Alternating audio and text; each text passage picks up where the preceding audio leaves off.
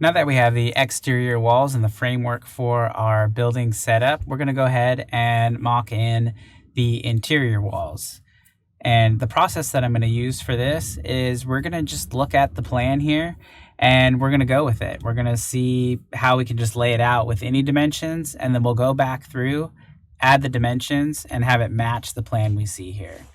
Before we get started, I just want to show you a couple of things that'll help us to do that as efficiently as possible. So first off, when I look at the plan here, I can see there's EQ, which means equal dimensions for this wall down the middle.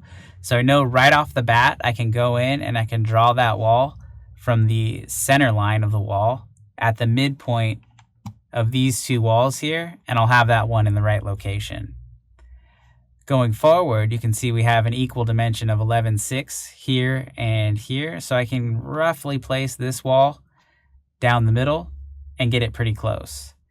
For these two, we'll probably have to just put them in and then dimension it, because there's not really a good way to fake those in. The next thing that we're going to want to pay attention to is when you look at the plan here, it's calling out for a 4-inch wall at this location and a 6-inch wall at this location. So we know that we'll have a different wall type from when we draw this one. So let's go ahead and get started. So the first thing I'm going to do here is I'll activate my wall command. And for this one, I'll use WA as my keyboard shortcut. And I'm going to go through and I'm going to check all of my settings here. So first off, basic wall, generic 6-inch. We know that it's going to be generic 4-inch. And as I go through, you'll notice we don't have a 4-inch wall type. So what we'll need to do is we'll need to create one. Right now, with the type selector set at generic 6-inch, what I can do is I can go to Edit Type, and I can say Duplicate. What this will do for us is it'll create a new wall type with the parameters that I set. A lot of people will look at this and think, well, I can just rename this one or just change the parameters here. And that's not the case. Whenever you want to make a new wall type, it's best to make sure that you use this edit type plus this duplicate option, because you never know where another wall type is being used. So there's a tendency to say, okay, well, nobody's using this generic 8-inch, so why don't I just make this one my 4-inch type?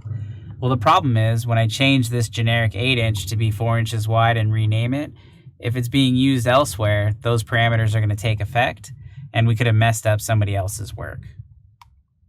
In a project of this size, it's not as big of a concern, but it's just good to set those fundamentals.